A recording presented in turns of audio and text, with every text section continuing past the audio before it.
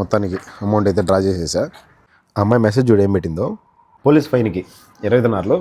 Hi friends అందరికీ, నేను మీ శివ. మా సార్ వచ్చేసి శాలరీ తీసుకోమని చెప్పి మెసేజ్ చేశాడు. వెళ్తున్నా శాలరీ తీసుకోవడానికి. కానీ ఇంతకుముందు నాకు 140 ఇస్తున్నారు. ఈసారి మళ్ళీ జీతం పెంచి అయితే ఇచ్చాడు. అది పెంచాడా లేదా నాకు గిఫ్ట్గా ఇచ్చాడు అనేది తెలియదు. సో డబ్బులు ఎంత ఇచ్చాడు, ఎంత శాలరీ వచ్చింది మనకి, ఎందుకు ఇచ్చాడు అని చెప్పేసి మీకు క్లారిటీ చూపిస్తా. ఎప్పుడన్నా పని ఎక్కువ చేయించినప్పుడు ఆ నెలలో కొంచెం తీసుకోపో 10 దినాలు ఎక్స్ట్రా అని చెప్పేసి అంటారు. ఈ నెల నాకు ఎక్స్ట్రా 10 దినాలు ఇచ్చాడు ఆల్రెడీ.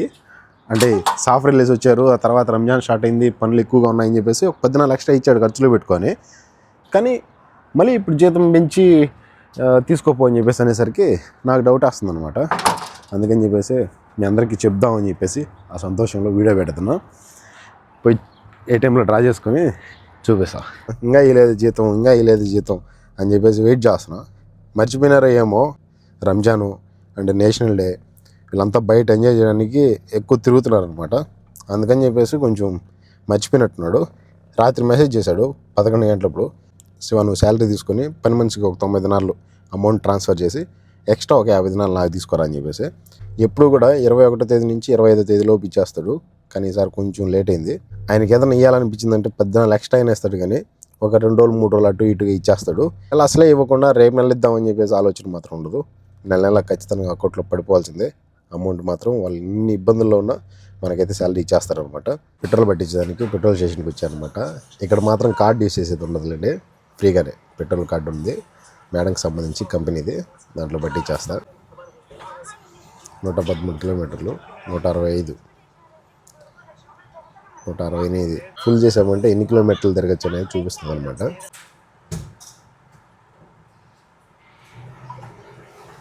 జమ్యా దగ్గరికి వచ్చా. మా సార్ నన్ను తీసుకోమని డబ్బులు అండ్ సార్ ఎక్స్ట్రా దమ్మని 50 దినార్లు అండ్ పని మనిషి పంపించమని 90 దినార్లు. Total amount okay.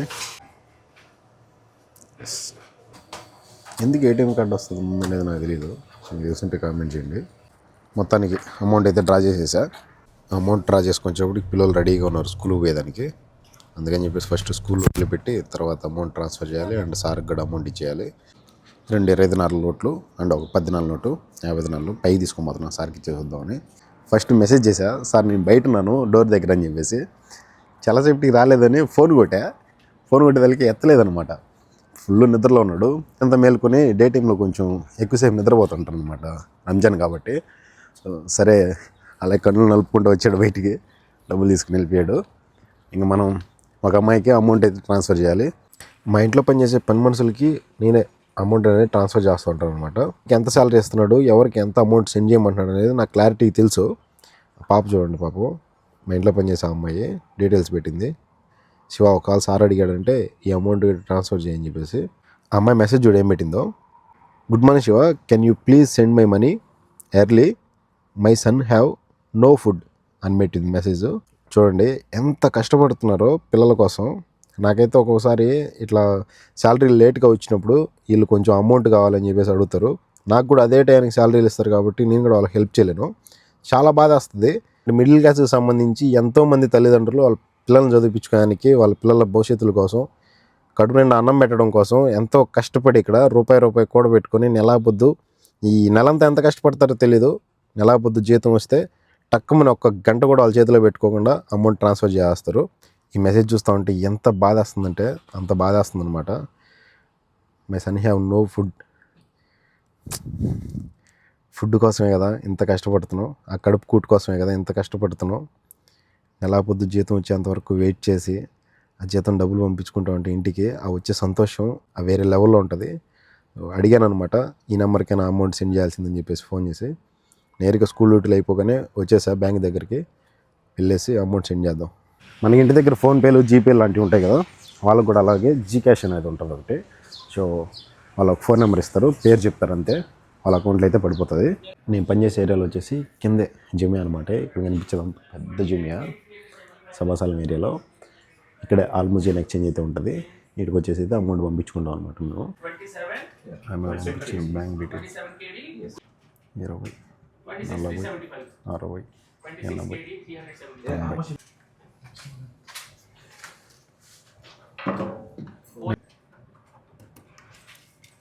తనకి అమౌంట్ అయితే సెండ్ చేసేసా. 9 దినాలకి మన ఇండియన్ రూపీస్లో ఏంటంటే 26,000 అట్లా వచ్చి ఉంటుంది. 16,464 వచ్చాయన్నమాట ఫిలిపిన్ డబ్బుల్లో. ఏ దేశంలో అయినా సరే పని మనుషులు పిల్లలకి ఇట్లా ఇబ్బందిగా ఉంది, ఇంటి దగ్గర తినడానికి తిండికి కూడా ఇబ్బందిగా ఉంది అని చెప్పేసి మెసేజ్ చేసి డబ్బులు అర్జెంటుగా పంపి అన్నప్పుడు ఎంత బాధేస్తుందంటే, అసలు ఒకప్పుడు మా నాన్న కూడా ఇదే మాదిరి కష్టపడినాడు కదా ఇక్కడ ఇంటి దగ్గర. నాకు అది తెలియకుండానే ఎట్లా పడితే అట్లా తిరిగినా, ఖర్చు పట్టినా, ఏదంటే ఇది చేసినా, ఎక్కడంటే అక్కడ తిరిగినా, డబ్బులంతా వేస్ట్ చేసిన. కానీ ఇప్పుడు తెలుస్తుంది మా నాన్న ఎంత కష్టపడ్డాడు అనేది. నేను ఇక్కడ కష్టపడి రూపాయి సంపాదిస్తూ ఉంటే దయచేసి చెప్తున్నా పదే పదే, ఇక్కడ పడే వాళ్ళ కష్టం, ఇక్కడ అమ్మ కావచ్చు, నాన్న కావచ్చు, మీ హస్బెండ్ ఎవరైనా సరే, వాళ్ళు ప్రతి సెకండ్ పడే కష్టం మీకు పంపించే డబ్బుల మీద ఆధారపడి ఉంటుంది. నెలంతా కష్టపడి ఈ జీతం కోసం గొడ్డు చాకరీ చేస్తూ ఉంటారు ఇక్కడ గల్ఫ్ దేశాల్లో ఉండేవాళ్ళు ఎవరైనా సరే. నిజంగా గొడ్డు చాకరీ చేస్తూ ఉంటారు. ఈ రంజాన్ నెలలో అయితే మరీ దారుణంగా ఉంటుంది డ్యూటీలో. కొంతమంది కోయట వాళ్ళు ఎక్కువ పని చేయించుకున్నామని చెప్పేసి అదే ఇస్తారు. కొంతమంది జీతం ఎంతైతే ఉంటుందో అంత ఫుల్ అయితే ఇచ్చేస్తారనమాట, పెట్టుకో ఖర్చులకి, లేకపోతే ఇంట్లో మీ పిల్లలకు పంపించుకో అని చెప్పేసి. కొంతమంది ఇస్తారు, కొంతమంది ఎవరు. మాకైతే హదియా అలాంటివి ఇస్తూ ఉంటారు. నాకు కూడా ఈ నెల అయితే హదియా ఇచ్చారు. అది కాకుండా నాకు జీతంతో పాటు ఈ నెల 140 దినాలు నా జీతము, 10 దినాలు ఎక్స్ట్రా అయితే ఇచ్చాడు అనమాట. కోవిడ్ నెలలో పనిచేసే వాళ్ళకి అందరికీ ఇలానే ఉంటుందని అయితే చెప్పను. చాలామంది ప్రాబ్లమ్స్ ఫేస్ చేస్తున్నారు, చాలామంది నాకన్నా బాగా ఉన్నారనమాట. సో మనకు వచ్చిన జీతంలో హెల్త్ బాగాలేదని చెప్పి ఇన్స్టాగ్రామ్లో వీడియోస్ చూశారు కదా, పునర్వికాకి అమౌంట్ పంపించాలంటే ఒక 5 దినాలు తక్కువ ఉందని చెప్పి అన్న దగ్గర తీసుకున్నా. అన్నకైతే ఇప్పుడు రాగానే ఇచ్చేసాను అనమాట. నాకు ఇంకొక 5 దినాలు అయితే మిగిలింది. ఈ 5 ఇవి వచ్చేసి 20 దినాల నోట్ అనమాట. ఇవి మన దగ్గర 2, 3, 4, 5, 6, 7 ఉన్నాయి. అంతా 7 14, 140 దినాలు. అన్నకి ఇచ్చిన 5, ఇది ఒక 5, 10 దినాలు, 150 దినాలు. 4 days బ్యాక్ మా సార్కి అయితే క్లారిటీ చెప్పాను అనమాట. సార్ నేను ఇలా రోడ్డు క్రాస్ చేయడంలో జస్ట్ లైన్ క్రాస్ చేసేటప్పుడు పోలీసు వాళ్ళు చూసి నువ్వు లైన్ సిగ్నల్ లేకుండా క్రాస్ చేసావని చెప్పేసి ఫైన్ వేశారు సార్ అంటే, ఆ స్క్రీన్ షాట్ చూపి అన్నాడు. మొత్తం అది సాహిల్ యాప్ ఓపెన్ చేసి మీకు వీడియోలు ఎలా చూపించానో అలా చూపించాము మా సార్కి. చూపిస్తే ఓకే శివ, నో ప్రాబ్లం, నువ్వు దీని గురించి ఏం టెన్షన్ పడద్దులే, ఎలాగోలా చేసి కడదాంలే అని చెప్పేసి అన్నాడు అనమాట. మా సార్ కట్టేస్తాడని చెప్పేసి అనుకున్నా. దానికోసం ఏమన్నా సగం నేను కడతాను, సగం నువ్వు కట్టుకో అంటే 20 దినాలు ఫైన్ పడింది కదా, 10 దినాలు నేను కడతాను, 10 దినాలు నువ్వు కట్టుకొని ఏమన్నా 10 దినాలు ఇచ్చాడా? లేదంటే పని ఎక్కువ చేపిస్తున్నారు కదా రంజాన్లో, నైట్ టైం ఏ టైం అంటే ఆ టైం అవుతుంది, ఎడారి గడ్డ తీసుకుని వెళ్తున్నారు, ఎక్కడంటే అక్కడ తిప్పుతున్నాం వీడిని పాపం, పనులే ఖర్చులు పెట్టుకుంటా అని చెప్పి 10 దినాలు ఇచ్చాడా, జీతం పెంచాడా అనేది నాకు క్లారిటీగా అర్థం కాలేదనమాట. అది ఏంటనేసి మనకి నెక్స్ట్ మంత్ శాలరీ ఇచ్చినప్పుడు తెలుస్తుంది. ఇంటికి పోయేటప్పుడు అడిగా 150 దినాలు జీతం ఇవ్వండి సార్ నాకు, నేను ఇంటికి వెళ్ళేసి మంచిగా వస్తాను, తర్వాత మళ్ళీ చేసుకుంటాను అని చెప్పేసి అన్నా. వాళ్ళ ఇంట్లో వాళ్ళందరితో మాట్లాడుకొని ఇంకో కొత్త డ్రైవర్ని తెప్పిస్తున్నాం కదా, కొత్త డ్రైవర్ని తెప్పిస్తా కూడా శివాకి 150 దినాలు జీతం ఎందుకు ఇవ్వటము అని చెప్పేసి వాళ్ళు డిస్కషన్ చేసుకున్న తర్వాత 140 అయితే ఇస్తాను శివ, వెళ్ళేసి రాపో, తర్వాత చూద్దామని చెప్పేసి అన్నాడు. అందుకేమన్నా 10 దినాలు పెంచాడా అనేది నాకు డౌట్గా ఉందన్నమాట. పోలీస్ ఫైన్కి 20 దినాలు, మా సార్ కట్టినా కట్టకపోయినా మనం సపరేట్గా 20 దినాలు పక్కన పెట్టేద్దాము. ఒకవేళ సార్ కట్టకపోతే మనమే కట్టుకునే ఆయనకి 5 దినాలు చేసి నాకు టెలిఫోన్ రీఛార్జ్ అనమాట. దగ్గర ఉండేది 120 దినాలు. ఈ 120 దినాలు మనం ఇండియా పంపించాలంటే 120 × 290 రూపాయలు అయితే వేసానమాట. ఒక్క దినాలు వచ్చి 290 రూపాయలు అనుకోండి, 34,500 రూపాయలు పోతుంది. నాకు 20 దినాలు ఫైన్ పడకుండా అండ్ మా సార్ ఇచ్చిన దాంతో కూడా కలిపి 150 దినాలు వేసేసి ఉంటే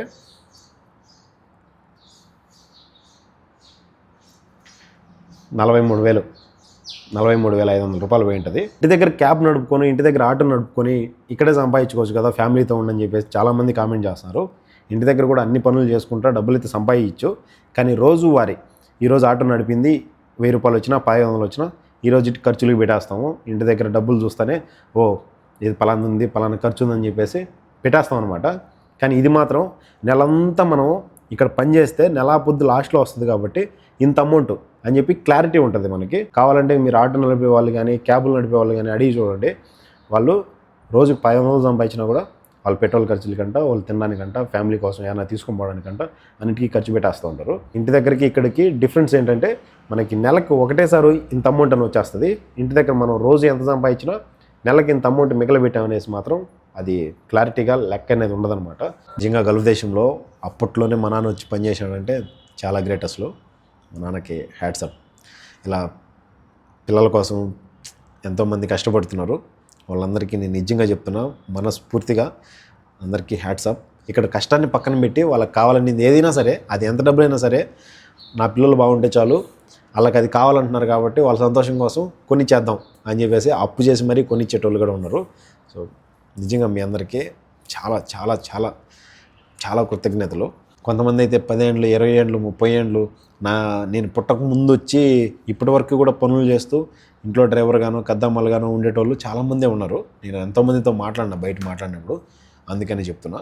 సో మీ అందరికీ నిజంగా హ్యాట్సప్. ఎంజాయ్ చేయండి, తినండి, హ్యాపీగా ఉండండి. మనం సంపాదించుకున్న డబ్బులతో మనం ఎట్లయినా ఎంజాయ్ చేయొచ్చు. వేరే వాళ్ళు కష్టపడి సంపాదించిందని మాత్రం మనం ఎంజాయ్ చేయాలంటే కొంచెం ఆలోచించండి. మీరు సంపాదించుకుంటున్నారా, మీరు ఏదైనా జాబ్ చేస్తున్నారా, మీరు ఏదైనా కష్టపడి ఏదో పని చేసి డబ్బులు సంపాదించుకున్నారా, అది మీ ఇష్టం, మీరు ఏమైనా చేసుకోవచ్చు.